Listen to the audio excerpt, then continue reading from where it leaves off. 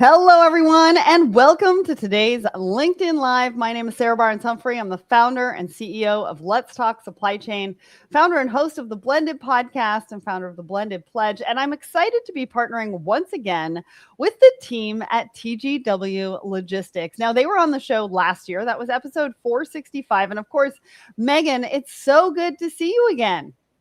Yes. Hello. Happy to be here, as always, Sarah. And we got together at Manifest earlier this year to record an interview all about warehouse automation live on the conference floor, which will be released, I believe, next month. So look out for that one. But today we're talking groceries. Now, the grocery retail sector in the US and Europe is undergoing unprecedented transformation. I mean, isn't everything, but groceries specifically. So automation, AI, shifting consumer expectations, and economic pressures are really redefining how groceries are bought, sold, and delivered. And that means big challenges for grocers as they strive to not just keep up, but really set themselves apart. And so today, Meagan and I are going to share the trends driving change, how strategy is being reshaped in line with a new standard, and the strategic imperatives and technology investments executives need to embrace to ensure resilience, efficiency, and growth. Now, before we dive in, Meagan, can you introduce yourself? Give us a little bit about your background and what you do at TGW. Yes, of course. Thank you for that introduction, Sarah. My name is Meagan Gauthier. Last name looks like Gauthier, but it's pronounced Gauthier. I'm a business development manager here at TGW Logistics, where I work exclusively with 3PLs and consultants in helping them identify business opportunities in warehouse automation. Now, my background is in engineering, and so naturally, I think in systems and efficiency, and I really naturally look at operations from a how does this scale perspective. So I essentially sit between operations and strategy. What I really do is translate those operational KPIs and challenges into really clear business cases, and really take those KPIs and turn them into automation strategies that essentially drive ROI. Um, I've always been someone who wanted to understand how things work, and now I get to apply that in a way that really impacts the different businesses and the different industries that we work in. So I'm excited to be here, Sarah. Awesome. Are you one of those people who either watched I think there was a show back in the day and maybe a podcast about how this is made. I can't remember exactly what it was called, but how this is made or how things are made, or are you one of those that kind of watches those TV shows? Of course, absolutely. There's also a podcast called How Things Are Made or How Things Are Done, something like that, where someone's literally audio speaking about what they did, how they built it, and a number of different industries and parts and pieces and things that we use on a day-to-day basis. So yes, I am love that person. Well, and it's one of the reasons why you're so successful in this industry too, because I feel like curiosity is a big part of being in this industry and being successful in this industry, right? It's not just the problem solving, it's the curiosity and really wanting to get in and figure out how things work and how things are made. Now, we have got a ton of people in the comments already, but I just want to give you a friendly reminder that if you are watching or listening, I want to know where you are tuning in from. So make sure you put that in the comments. And if you're loving our conversation today, I want to see a bunch of fire emojis. I know Meagan wants to see a bunch of fire emojis in the comments as well. And if you have any questions for Meagan, put those in the comments too, because we are going to get to those throughout the show. Now, let's set the scene just a little bit, because the grocery industry is more competitive than ever.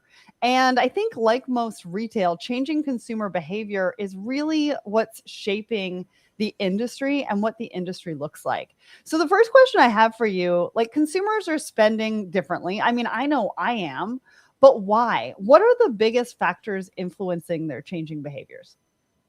Yes, Sarah, I can relate. I too am a consumer. Okay. But why? That's a really good question. Why are consumers spending differently? I I think there's three big shifts happening here. And the first one is for sure the economic pressure. Looking at the market, costs are higher, right? And consumers, we're more price aware. Okay. We're doing more of the comparing of options, for example, and we're really looking for value, right? Secondly, there's convenience expectations. I love convenience. I don't know about you. I love a good convenience. And, time is now just as valuable as money. And we want faster, easier options if possible. And then the third big shift, I would definitely say, has to be, there's a bunch of lifestyle shifts happening. So, for example, dining out, delivery, and convenience meals are now competing with grocery. So economic pressure, convenience expectations, and a lot of lifestyle shifts are the reasons why consumers are essentially spending differently. Yeah. Well, and I have an example. So I get this, I can only have, coconut milk or whatever, because I can't have dairy products, right? So I have this Yeah. one creamer that I buy from the specific grocer, but it's like 30 to 40 minutes away. And I actually found I could get a carton of 6 of them on Amazon the other day.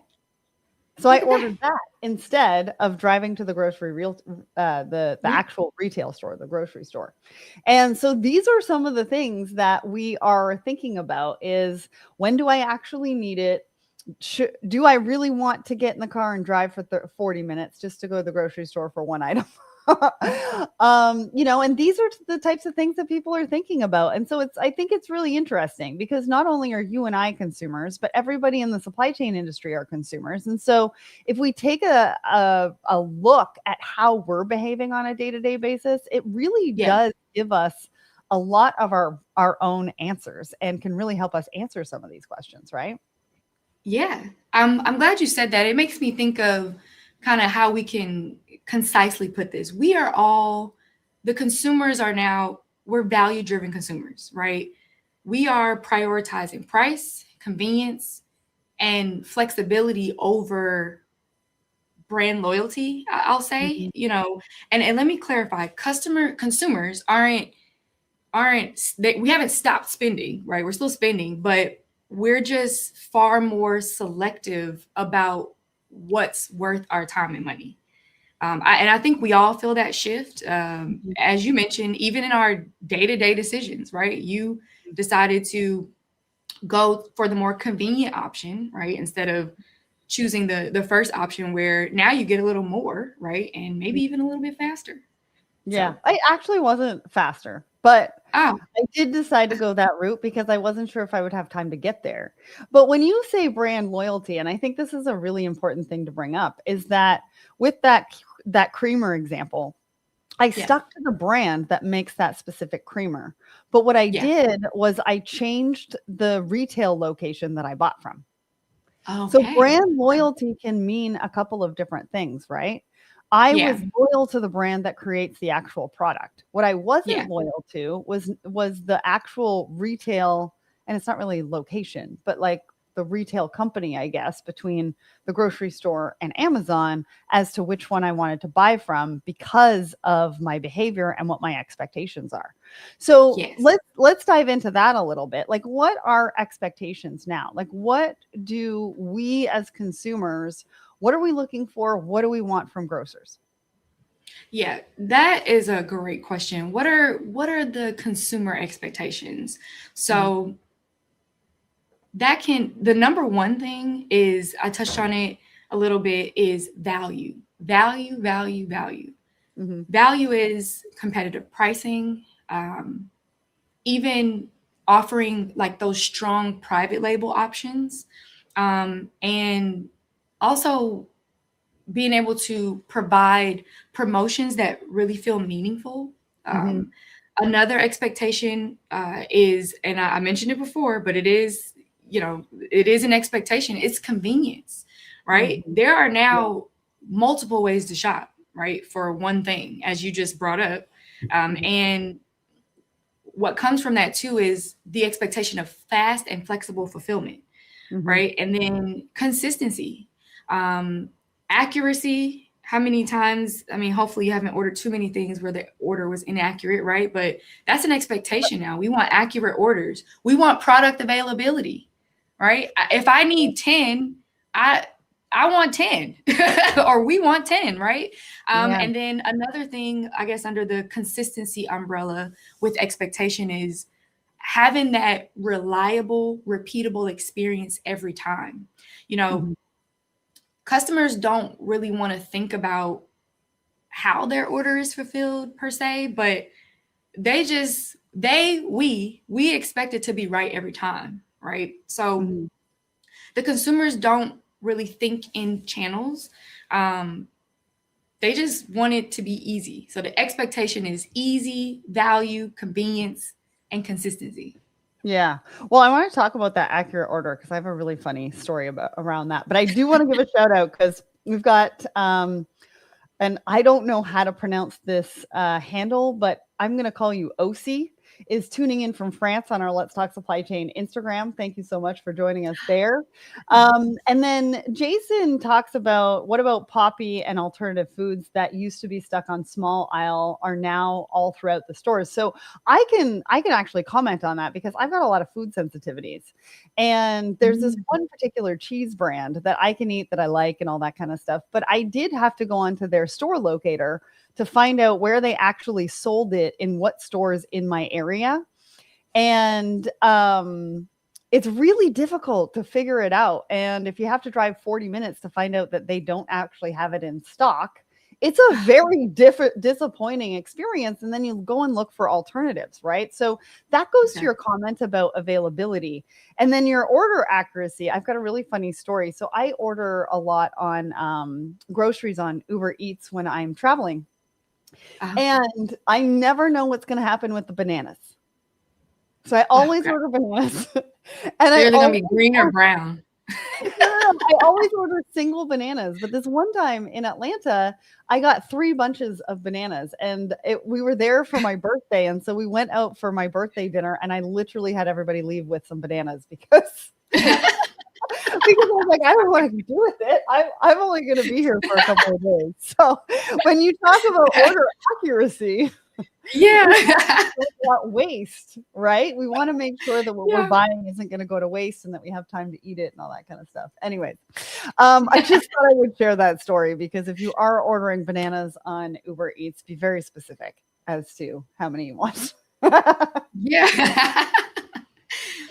mean, right. And to your point, even when the experience like breaks down or goes left, like even slightly, it stands out immediately. So whether you ordered 3 bananas and got 3 bunches, or to your point, your goal was to go and find something that just wasn't even available, you know, you feel that. Consumers feel it, right? It's an emotional experience as well. So I'm glad you shared that story and and you didn't fat finger. You didn't put 30. You put 3. And we got our first fire emoji. I think we got our first 30 fire emojis from Jason. Look at that. Thank you, Jason. Thank you, Jason. You're loving the conversation.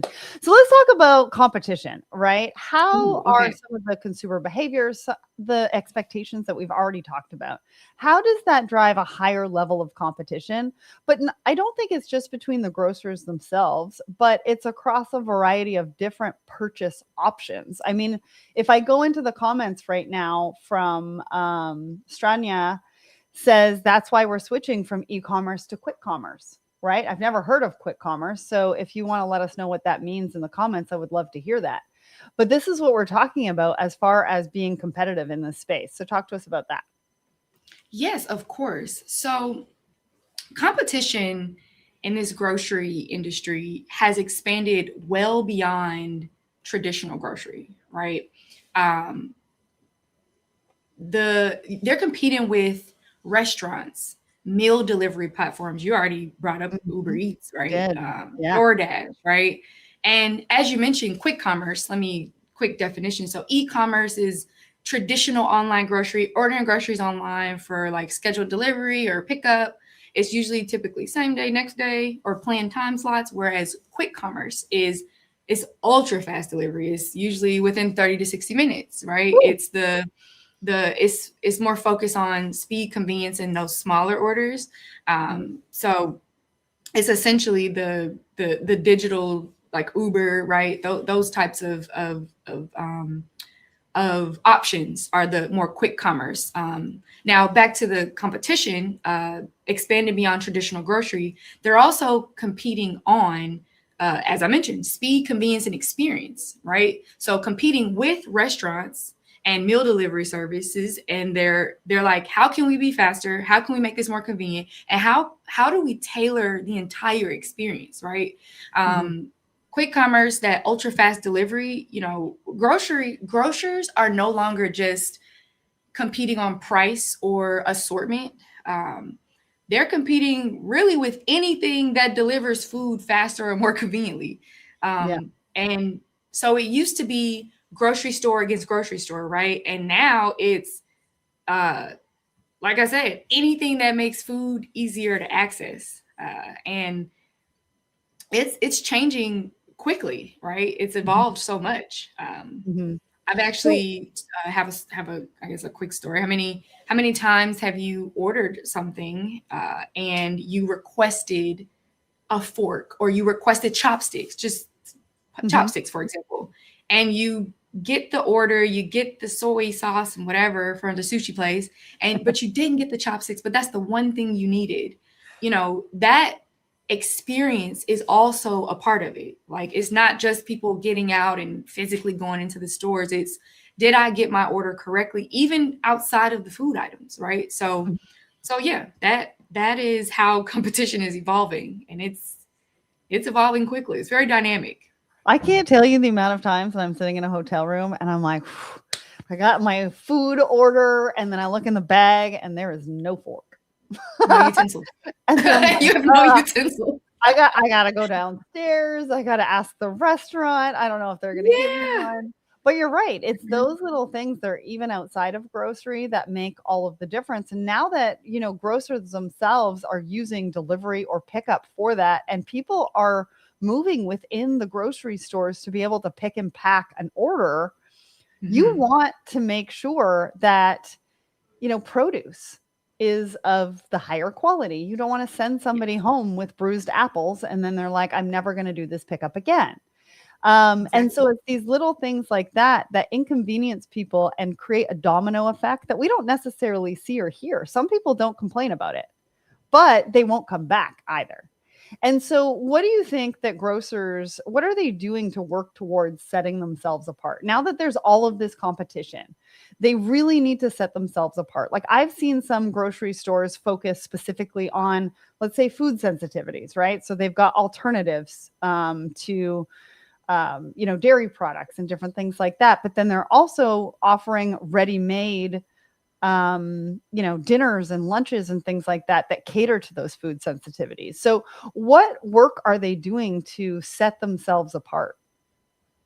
Yeah, that's a great question. So how are grocers essentially differentiating themselves?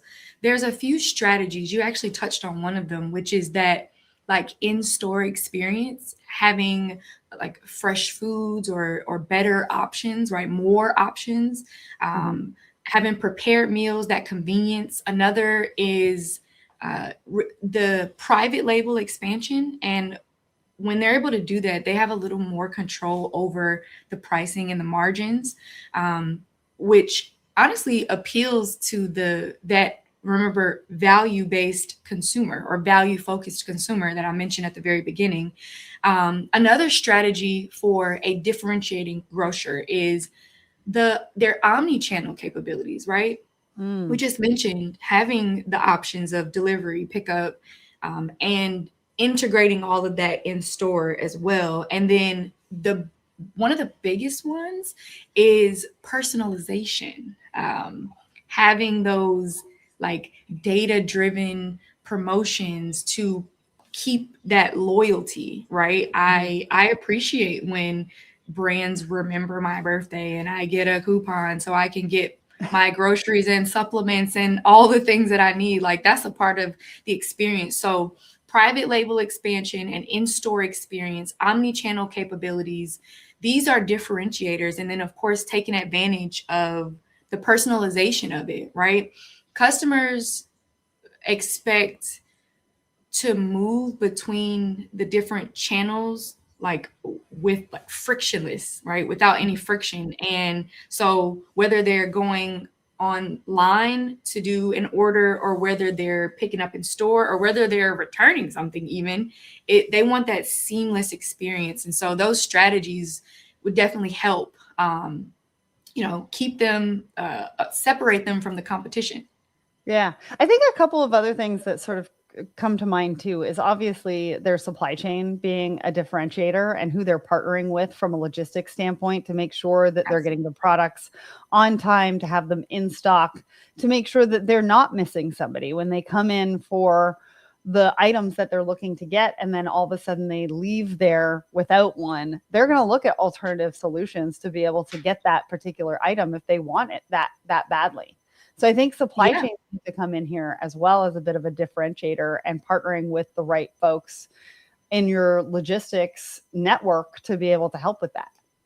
Yeah, you that just sparked a thought that I have, or really just a comment. Like, speaking of differentiation isn't just what you sell; it's how easy you make it to access. That I think is the real differentiator, right? And the companies, and also to add to that, the companies that really and truly understand their customer are the ones that are really standing out, because they know exactly who they're selling to. They know exactly what they expect. And if they're fulfilling those needs, then to your point, we're going to keep coming back. The customers are going to keep coming back.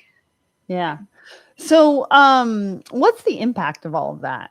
Because I think, every new product range or brand investment brings a bit of a complexity. It also brings cost, it brings investments and things like that. So what is the true impact of everything? If you could tie everything together, the consumer behavior, the expectations, the competition, how they set themselves apart, what is the impact of all of that? Yes, you actually said it. All of the strategies we mentioned create complexity, to simply put it. More SKUs, harder inventory management, more channels, more fulfillment complexity, more services, higher costs, right? But I will say every new product or service adds layers to operations. And when you have more inventory to manage, there's more variability.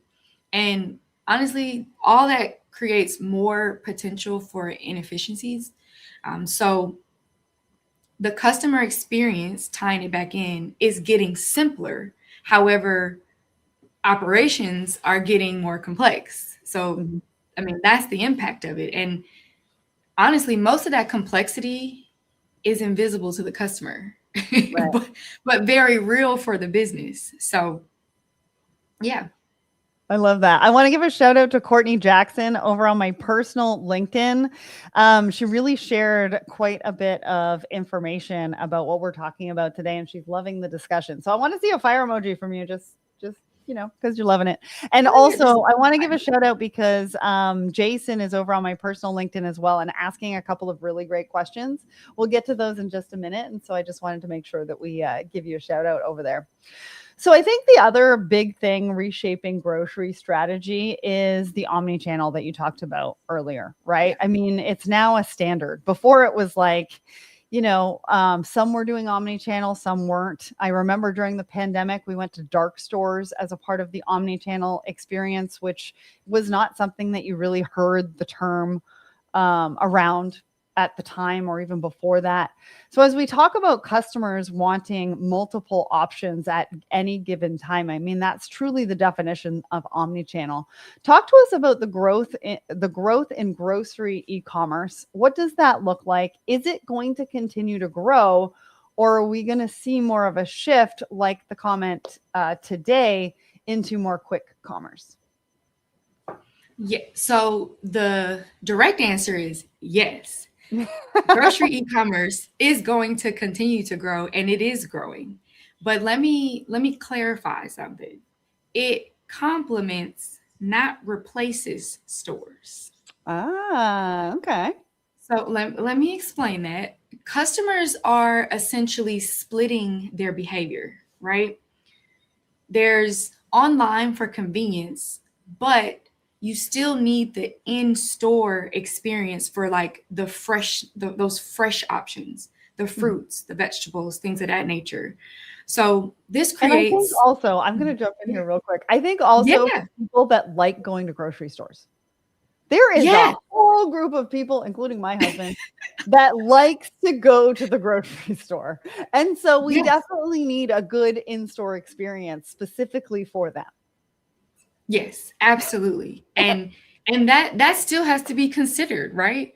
But I will say this, in the case of grocery e-commerce, there is a, for every cause there's an effect, right? So what does that create? That split behavior. There's more fragmented orders, right? Because some people are online. How many times have you been in a store and there's more people shopping for other people than than the people that are there to have that in-store experience, right? Mhm. But there's Sure. more fragmented orders, and there's an increased demand on fulfillment, right? So, as I mentioned, e-commerce, it didn't replace the store. It essentially has now just changed how everything needs to work together. Mhm. And now, honestly, it's really all about balance, not necessarily choosing one over the other. Well, and giving the customer options, right? Like Yes, e-commerce and ordering it online doesn't necessarily mean that you're getting it delivered.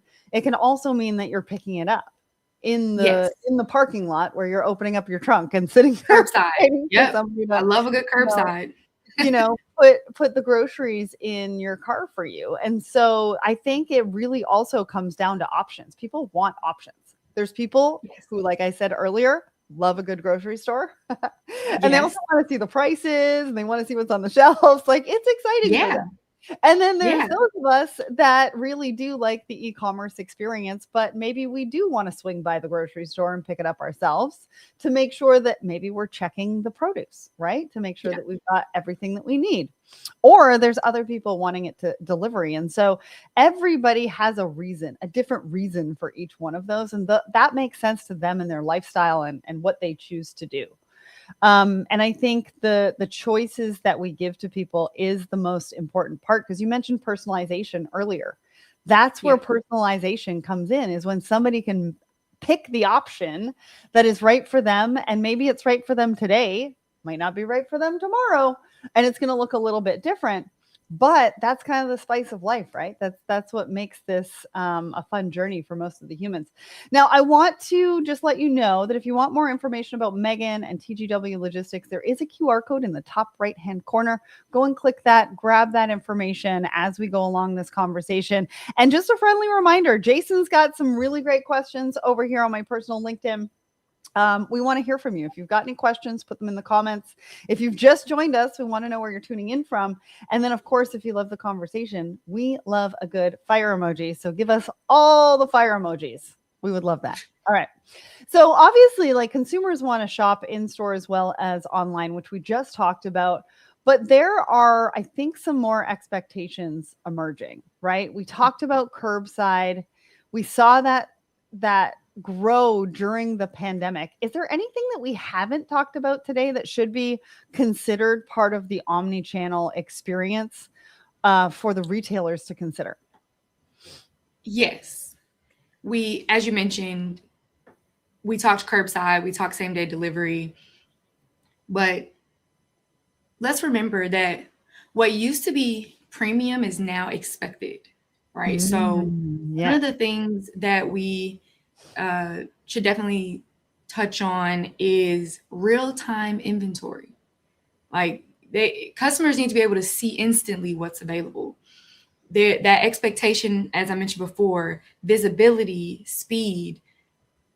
What they don't want to come with that is uncertainty. That doesn't go together, right? And so, Unless they're a supply chain professional and they're in it every day. And so they kind of can yeah, Exactly.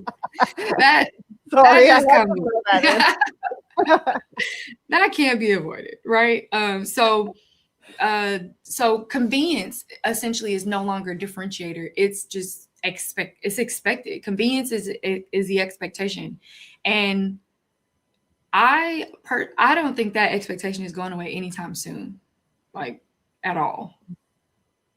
Yeah, I don't think so either. I think people, like you said, want choice, personalization. They want convenience. It's kind of what we talked about at the beginning of the show with all of the consumer behavior. Now, I want to give a shout out to Courtney because she gave us a fire emoji, so she's loving the conversation. Rudy gave us a fire emoji times 100, which was really nice of you. Thank you very much. You didn't want to type out the 100 fire emojis. I get it. I get it. And then a big shout out to Larry as well. We've got a great conversation happening over on my personal LinkedIn. I love that. So, what does that mean for grocers who thought they were running like one type of business and now all of a sudden they have to run and be experts in multiple businesses simultaneously, or I guess the omni-channel, because omni-channel theoretically is really small business units within an overall business, right? And they Yeah, each run differently and they have to be run differently. And they're going to need different partners, different technology solutions, et cetera, et cetera. that is a great question. What does this mean for grocers operationally, right? Grocers are now operating as retailers, fulfillment centers, Mhm. and logistics networks, right? So they're picking, they're packing and delivering orders, and they need these logistics capabilities because inventory positioning, right? Order processing, and all of that delivery coordination is their logistics capabilities. That's what comes with that. And I'm pretty sure they didn't plan on becoming logistics companies. I think they just thought, okay, we're going to set this up and just be retailers. But that's exactly what they are today. And Sarah, that's a massive shift in how they have to think about their operations. Because as I mentioned, retail, fulfillment, and like delivery coordination, trucks in and out, and picking and packing orders, like it's an entire change to their business model operationally. And the grocers that get this and to your point, partner with the right technology and automation partners will continue to pioneer and lead and retain their customers. Yeah. And you make a good point. Like, I don't think any grocery store thought that their consumer stores would become fulfillment centers, while Exactly. also catering to the consumer as well, right? You've got fulfillment specialists who are in the same aisle as me when I'm going to buy, some milk or something like that, or some yogurt or whatever, and you've got somebody whipping through the aisles, pick and packing these orders on a large scale, sort of like a dolly type thing, and they're picking Yeah. and packing at least 15 orders at one time. And so you're actually mixing consumers and fulfillment specialists, supply chain specialists, logistics specialists together in a store where we've never really seen that before. Exactly.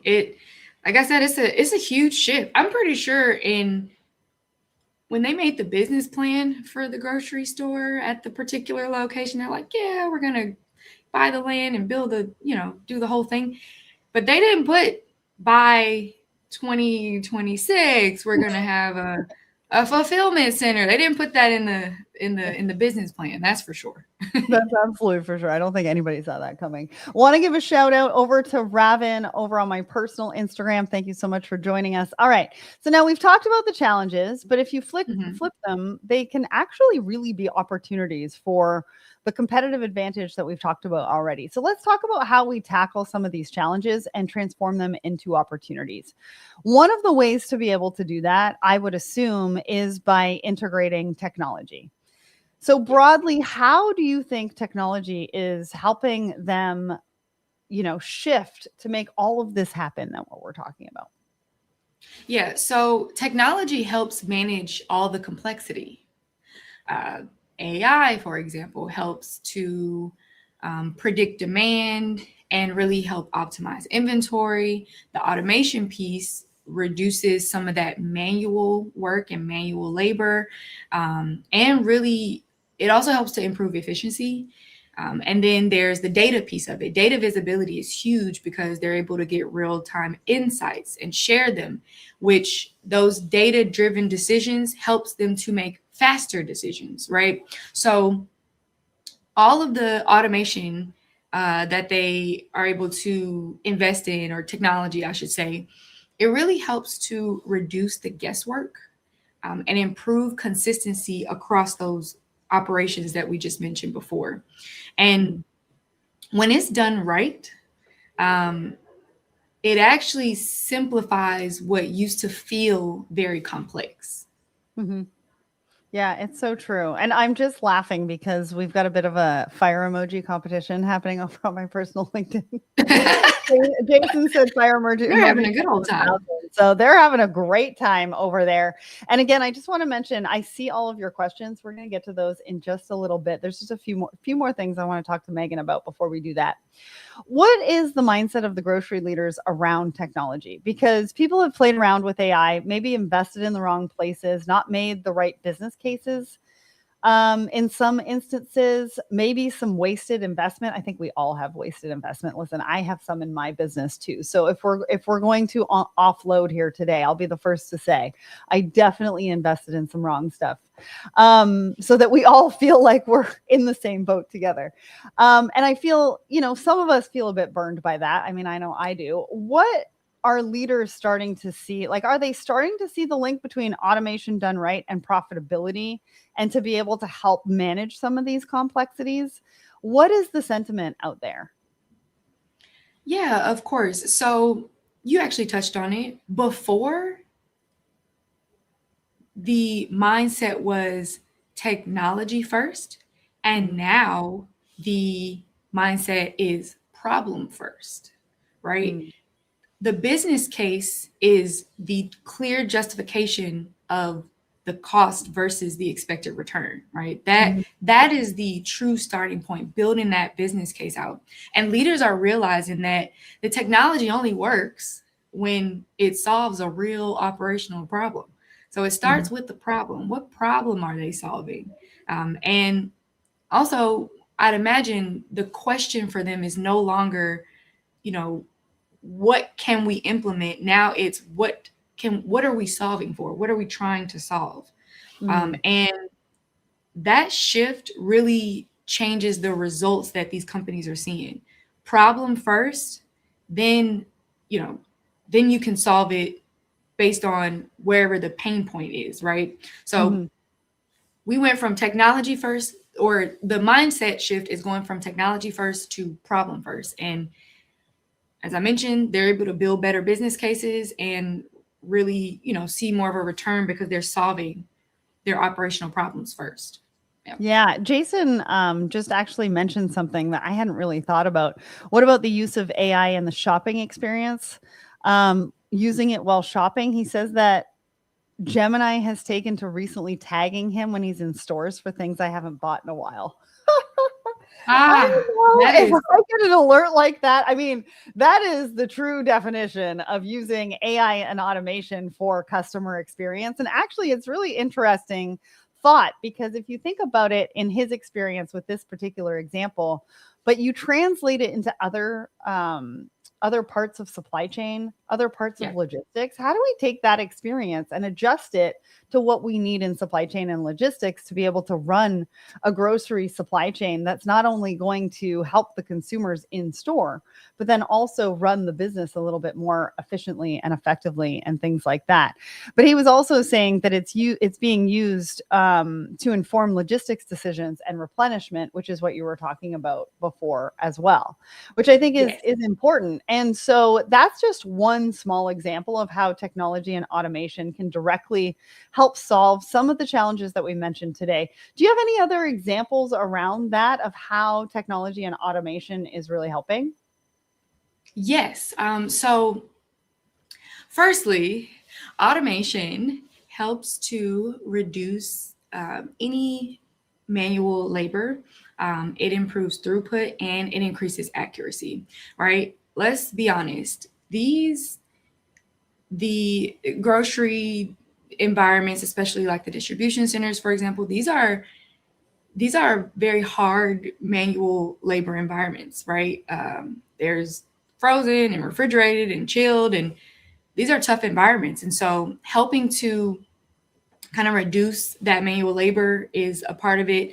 Automation also allows operations to handle more volume efficiently and consistently. And it also allows companies to just do more without increasing strain on people. I think there's a big ergonomic piece that we should consider, right? If people are walking a lot, if they're on their feet, if they're having to lift heavy things over and over, that does a number on the body. So the kind of the safety ergonomic piece is also a big part of it. And it really helps create a more sustainable operation long term, if you think about it. Now, I do want to mention a case study that we worked on with one of the top food distributors. So I'll start with some of the challenges. The first one is the most obvious one, which was labor, right? Mhm. Hard to find and hard to keep or hard to retain. Then there was a lot of inefficiencies and honestly just a lot of turnover, right? And so we were able to implement our palletization and sequencing technology to essentially get them the results of a reduction of labor of a 2/3, so a 2/3 reduction in their labor. This particular client distributes to different restaurants throughout the country, for example, and they were having a lot of route inefficiencies, right? So they were building pallets that, if let's just say, for example, the ice cream pallet they needed to take off first, but it's in the back of the truck. We were able to custom build the perfect pallet and increase their route efficiency by 35%. So now these truck drivers who they really need them, right, to deliver these pallets of food to the restaurants, they are now staying longer with the company because they're spending less time going in and out because we built the pallet according to the truck route. So they've got faster delivery. We were able to improve their working conditions. And this didn't just impact operations. This impacted both operations and transportation performance. Right. So it was like a 2-for-1, essentially, inside the warehouse and outside the warehouse. So honestly, the biggest value actually wasn't just the automation either. It improved we were able to improve the entire operation end to end. Mm-hmm. And honestly, Sarah, that is what I find the most exciting about this, especially in this particular food distributor case study. We weren't just solving one problem. We were able to improve their entire system. And hence now they're able to retain their workers and get food delivered faster, and we're able to build them the perfect pallet. Mm-hmm. I love that. And I really appreciate that story. It actually goes to something that Jason was asking, was how are we applying the data to ensure a grocer's assortment reflects the actual demand? But then how does that data help logistics companies apply it to help allocate assets so that when, like, maybe what size of a truck they need for, that particular order. And so this goes to show how important it is for you to be able to share the data with your partners, especially your logistics partners, to be able to say, hey, this is the data that we're accumulating. Based on this data, you can plan probably for the next at least 15 days, I would assume, with the trucks that you need to send in, et cetera, to be able to pick up, deliver.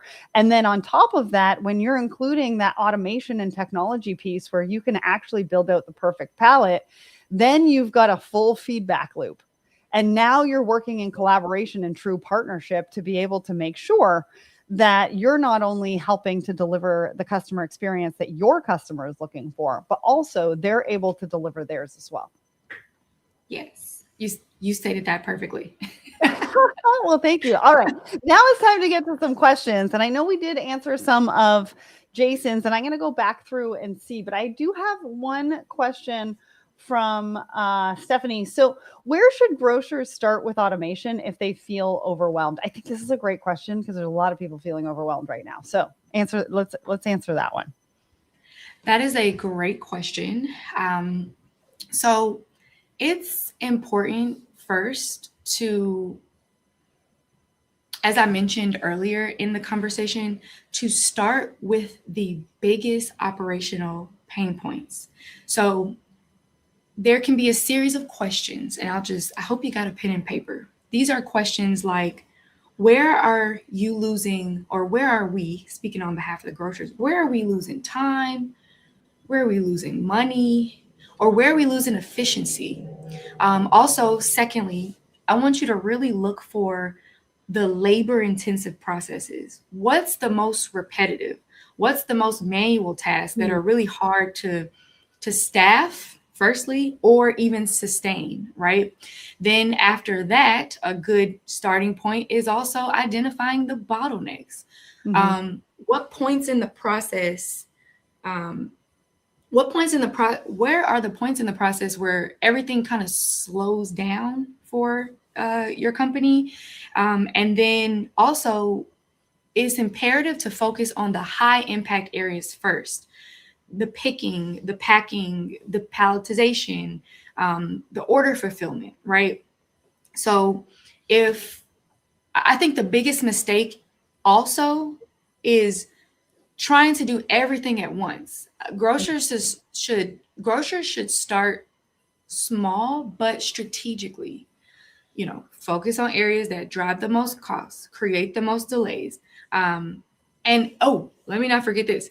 And focus on the areas that impact the customer experience, right? So once those are improved, you'll start to create momentum, and that makes future investments much easier to justify. Now, everything I mentioned, this particular approach allows companies to prove return on investment early. You're able to reduce risk and really build that internal alignment. So, start by asking, where are we spending the most on labor? Where are we the slowest?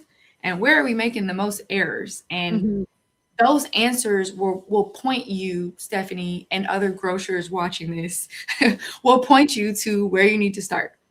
Yeah, and I think just a couple of things I want to add there. So also data. What's the data that your partners need? Yes. Right? How can we get to a place where we're sharing the data? What's the data that we need from them? What's the data that they need from us? I think the other part of it too is from a team member standpoint specifically. So you're on the supply chain team for a grocer. You also need to understand what tasks you do on a daily basis that are repetitive so that and also understand how AI can help you with that, so that you're then taking it to your team leader or the supply chain leader or whatever that looks like to say, hey, this is what my day looks like. I'm pretty sure that I can optimize my day to do X, Y, and Z by doing this.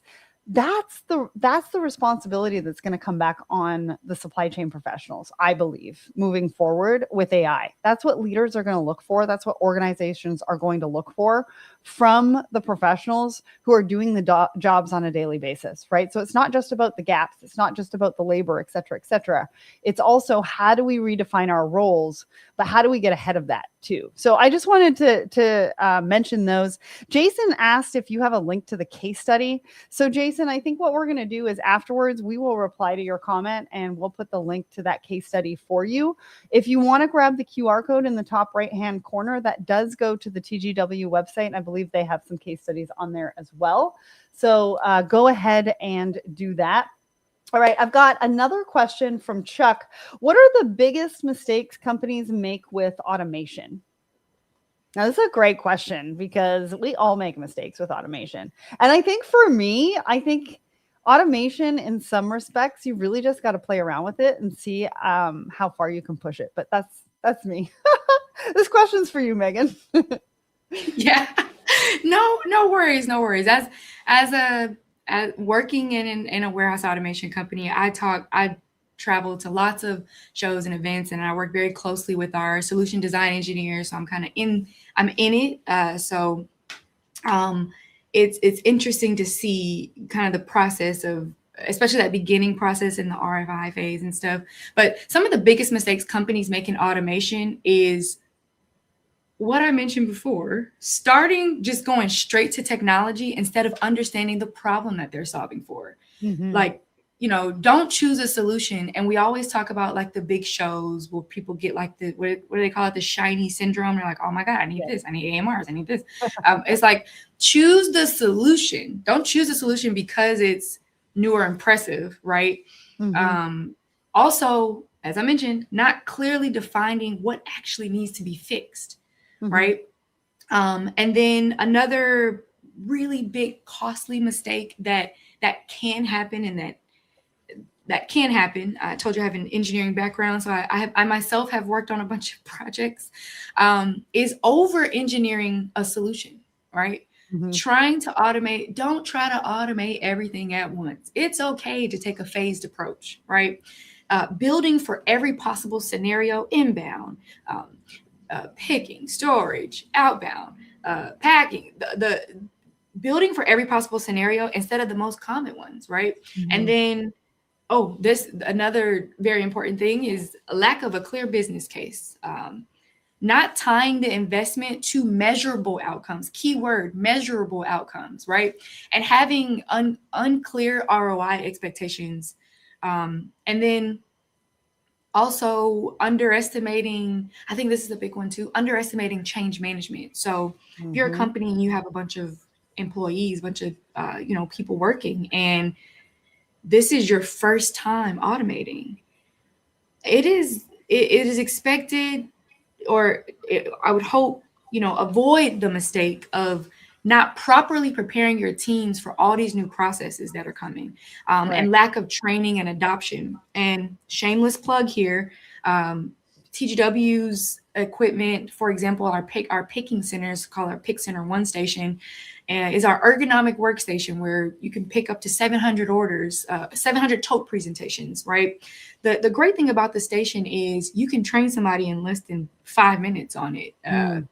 They pick one-to-one and go. They don't even have to really think about it. And it's channel agnostic. So, whether it's retail, wholesale, e-com, right? It doesn't matter. They're picking and it's out the door and they don't have to think about it. But it's that training piece, right? Don't underestimate change management. So let me kind of recap. Starting with technology instead of the problem, lack of a clear business case, over engineering a solution, and also underestimating change management. Huge mistakes. Huge mistakes. Well, and I think training can be done a few different ways, especially with all the technology that we have in place. I was talking about on my live show yesterday about a technology that captures the whole process just by wearing some smart glasses and having somebody wear them throughout the day to really understand what they're doing on a daily basis so that you can see the repetitive tasks, you can see the gaps. But what it also does is turn that into a training document. And you can stick QR codes throughout the warehouse, throughout the 3PL, where people can click the QR code and get that training really quick before they even get to a station or before they get into that task. So I think, also thinking of outside of the box of what is possible rather than putting our expectations of what's possible out there, because I think what's possible is going beyond what we can actually comprehend at the moment because of AI and the way things are changing and how things are changing so quickly. Now, I want to wrap up with a couple of questions. You just gave advice for how to start, but can you give us some advice for the leaders looking to maximize the investment by putting technology and automation in the right place? What's the advice for them? What does that look like? My advice for leaders is start with the problem, then align the solutions. Fixing the biggest constraint creates the most impact. And don't invest in automation because it's impressive. Invest because it solves something measurable, right? I think we can all relate to this, right? The clearer you are on the problem, the better the outcome. That would be my advice. Yeah, I love that. And one last thing, what do you think are the key strategic imperatives for growth that grocers should be looking at for 2026? What does this mean for them? And one of the things that I would throw in here is obviously tighten up your partnerships with your technology vendors and your logistics partners, because I think that's where we're going, right? You need to tighten up those partners. They need to be reliable and there needs to be trust within that ecosystem. I love that. That is a great starting point. Having solid partnerships, solid relationships, which the best partnerships start with consistent conversation, right? Having that consistent check in and being able to really take advantage of your automation partners, use them as resources, right? Mhm. Take full advantage of us. We are here to help educate and make you knowledgeable, which will in turn make you more comfortable when you're presenting to decision makers, when you're going back to the people that need the convincing, right? The operations, the engineers, the software, tech, right? Use us as resources because we're here. We are here to help you.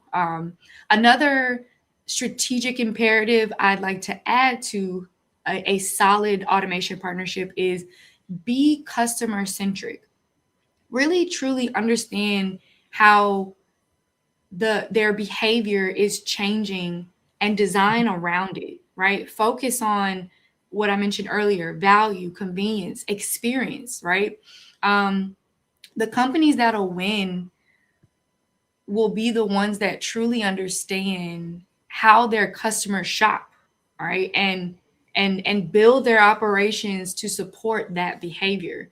Another is that technology adoption, right? Mhm. Invest in what helps you to reduce guesswork, so that way you're not so reactive, right? We live in a reactive world. You want to be proactive, right?